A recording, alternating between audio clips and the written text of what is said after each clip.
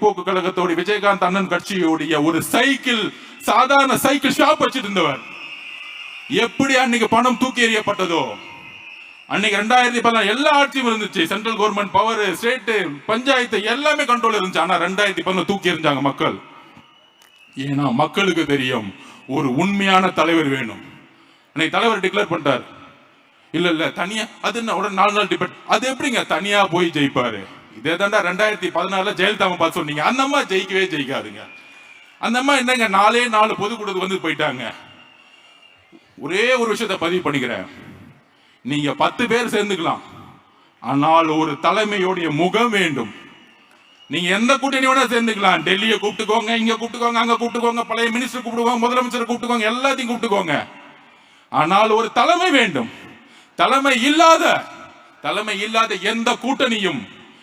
எந்த கூட்டணி மக்கள் ஆதரிச்சத வரலாறே கிடையாது. எம்ஜிஆரை விரும்பினது அவருடைய தலைமைக்கு. தலைவர் சொல்லக்கூடிய 234 கேண்டிடேட்டும் அவருடைய முகம். அவர் முதலமைச்சரா வரணும் தான் ஓட்டு போட போறாங்க. இங்க இவர் வரணும் அவர் வரணும் கிடையாது.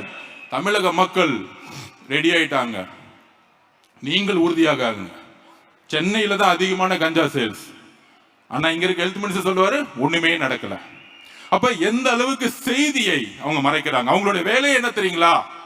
செய்தித்துறையை வச்சுக்கிட்டு எல்லா செய்தி சேனலும் வாங்கிட்டாங்க, யூடியூப் எல்லாம் வாங்கிட்டாங்க.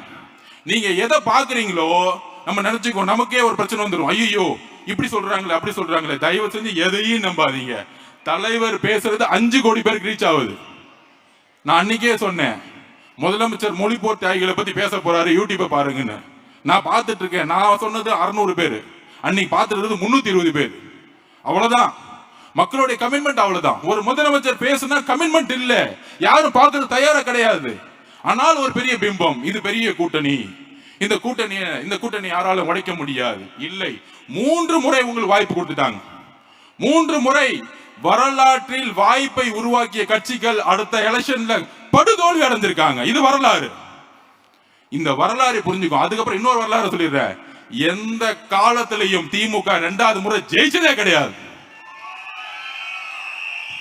ஏதோ ஒரு பிரச்சனை வந்துடும். கலைஞர் ஐயாவுக்கும் சரி, அவர் இருக்கும்போது சரி, ஏதோ ஒரு பிரச்சனை வரும்.